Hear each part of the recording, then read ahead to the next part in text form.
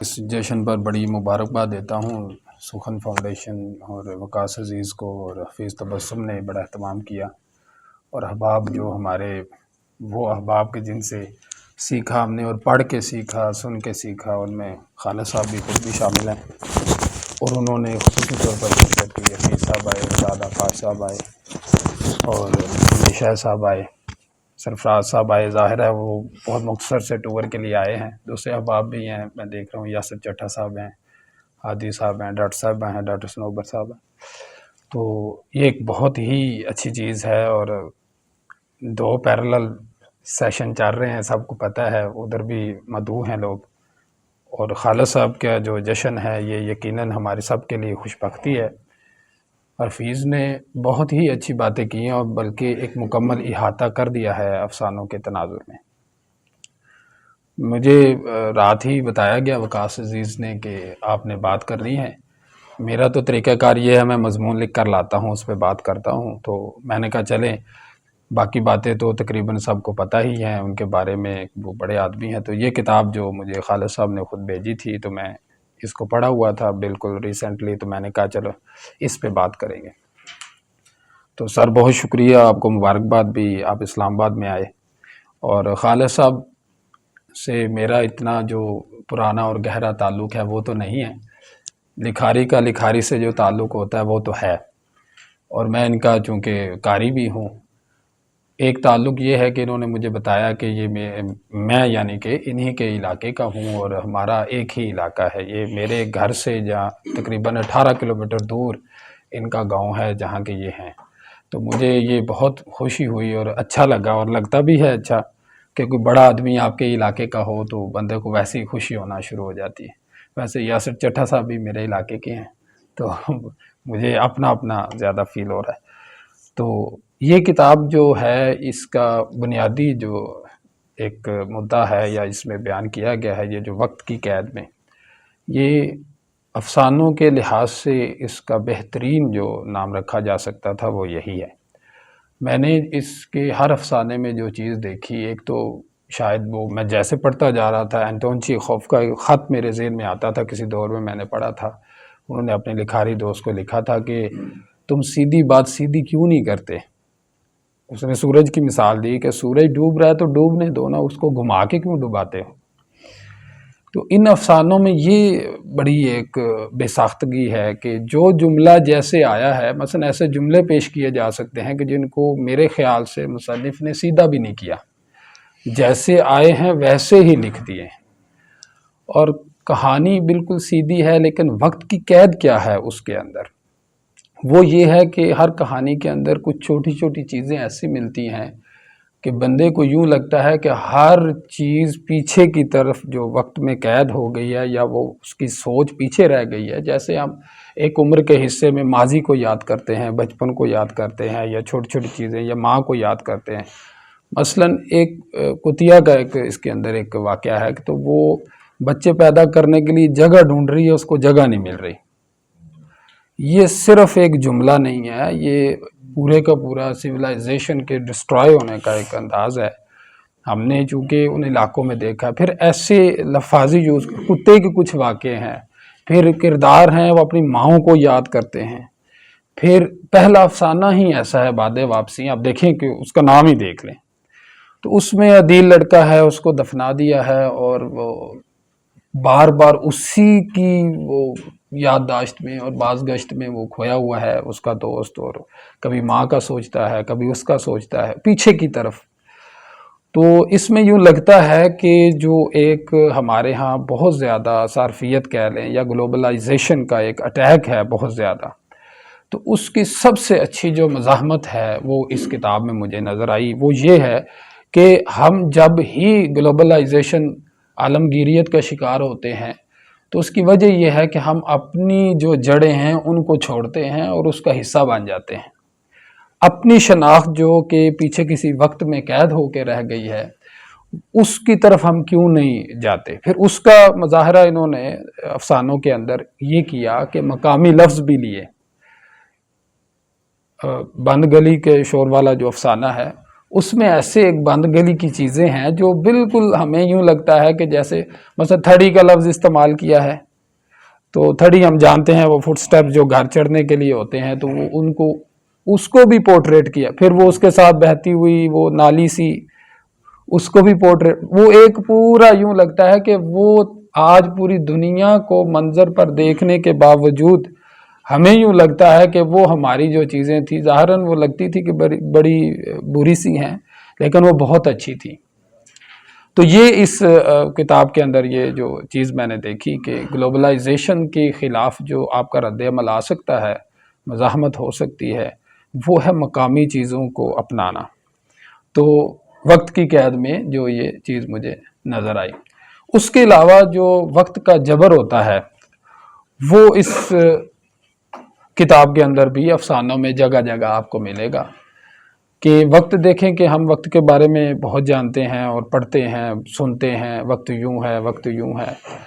تو وقت کے بارے میں ایک جملہ ہے جو کہ ہم یونیورسل ٹروتھ کے طور پر جانتے ہیں، لیکن انہوں نے اس کو غلط ثابت کیا ہے. یہ ایک میرے لیے بڑی ہی سیکھنے والی بات تھی کہ وقت ہر زخم کا مرہم ہوتا ہے، یا وقت کے ساتھ چیزیں خود بخود زخم مندمل ہو جاتے ہیں یا ختم ہو جاتے ہیں، ہم بھول جاتے ہیں چیزیں. اس کتاب میں آپ بھولتے نہیں ہیں، بلکہ آپ کو یوں لگتا ہے کہ ایک افسانے میں جس کا ذکر آیا ہے دوسرے میں اس کو مزید زخم کو کریدا گیا ہے. یہ ایک وقت کی نئی ڈیفینیشن ہے جس میں یوں سمجھ لیں کہ مصنف قید ہو گیا ہے اور آپ کو اس کے ساتھ بتا رہا ہے کہ میں ایک پنجرے میں ہوں، تم بھی اسی میں ہو. ابھی تم ایک عالمگیریت کی فضا میں ہو، بڑے اڑ رہے ہو، تھوڑا سا زمین سے اٹھو گے تو زمین تمہیں کھینچ لے گی. یہ ایک اس کے اندر جو ایک چیز مجھے افسانوں میں بار بار جو بھی افسانہ آپ کھولیں اس کے اندر یہی چیز آپ کو ملے گی. اور میں نے بہت سارے جملے بھی ادھر دیکھے اور ان میں ماں کا استعارہ ملتا ہے. ماں پوری علامت کے طور پر افسانوں میں چلتی ہے. 4-5 افسانوں میں ماں کا ہم جانتے ہیں کہ ماں زمین بھی ہوتی ہے. تو وہی بچے کا سوچنا، پیدائش کا سوچنا، پھر اس ماں کا تصور کرنا، اس زمین کی طرف لوٹنا، پھر وہ مقامی لفظ لے کر آنا، یہ ایک بہت ہی میں سمجھتا ہوں کہ ایک عمدہ ایک جست ہے. اور یہ کتاب سب کہتے ہیں اور حفیظ نے بھی اشارہ کیا کہ یہ مختصر ہے.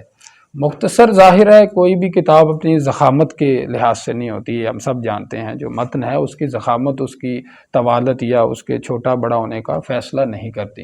یہ تو اس کا متن ہے وہ کتنا تکثیر ہے اور کس قدر وہ معنوی سطح پر بڑا ہوا ہے، اس میں کتنی تنوع ہے، وہ سارا کچھ پتہ چلتا ہے. تو پھر آپ دیکھتے ہیں اگر کتاب کا نام یہ ہے اور پرفیکٹ اس کو اسی کے تناظر میں سارے افسانے ہیں، جیسا کہ انہوں نے بتایا کہ وہ میں والی کتاب جو ہے یہ حفیظ ان کا خالد فتح محمد صاحب کا ایک خاصہ ہے کہ افسانوی مجموعے آپ دیکھیں کہ جس طرز کا نام ہے سارے افسانے ویسے ہی ہیں اس کے اندر.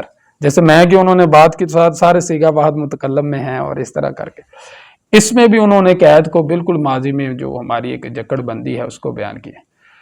وہ جو تانبے کے برتن والی جو انہوں نے بات کی تو اس میں جو علامت ہے تانبے کے برتن، تو مجھے چونکہ سب کو ہمیں پتہ ہے کہ ہمارے گھروں میں تانبے کے برتن ہوا کرتے تھے، کانسی کے، تانبے کے، اور سالانہ اس کا ایک طریقہ کار ہوتا تھا. پڑچھتیوں سے اتارتے تھے ان کو، پورا ایک طریقہ کار تھا. گھر کے ساری عورتیں اس کو دھوتی تھی، پالش کرتی تھی باقاعدہ.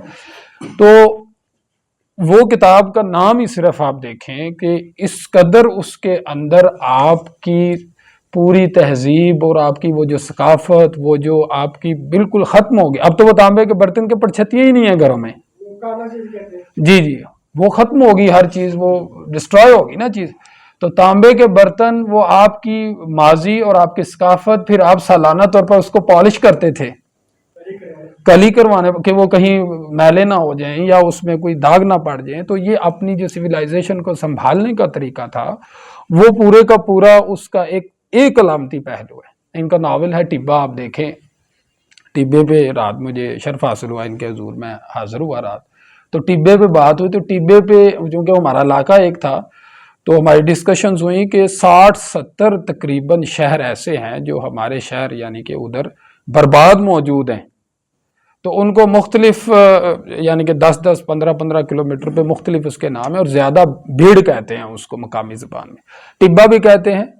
اور آپ ان کے ناول دیکھ لیں، افسانے دیکھ لیں، آپ کو ایک چیز بہت ملے گی کہ وہ ہے اپنے ثقافت کی طرف جانا، اپنی مقامیت کی طرف جانا، اور اگر آپ نے عالمی سطح پہ کسی بھی پریشر کو ریلیز کرنا ہے، روکنا ہے، تو آپ کو اپنی جڑوں کی طرف لوٹنا پڑے گا۔ یہ بہت بڑی بات ہے۔ یہ جہاں ایک میں سمجھتا ہوں کہ جیسے ہی آپ 40+ ہوتے ہیں تو آپ کو یہ شدت سے احساس ہوتا ہے، لیکن نوجوان لوگ جو پڑھتے ہیں وہ جب ان چیزوں کو پڑھتے ہیں تو انہیں وقت سے پہلے احساس ہونا شروع ہو جاتا ہے کہ یہ چیزیں بہت اہم ہیں۔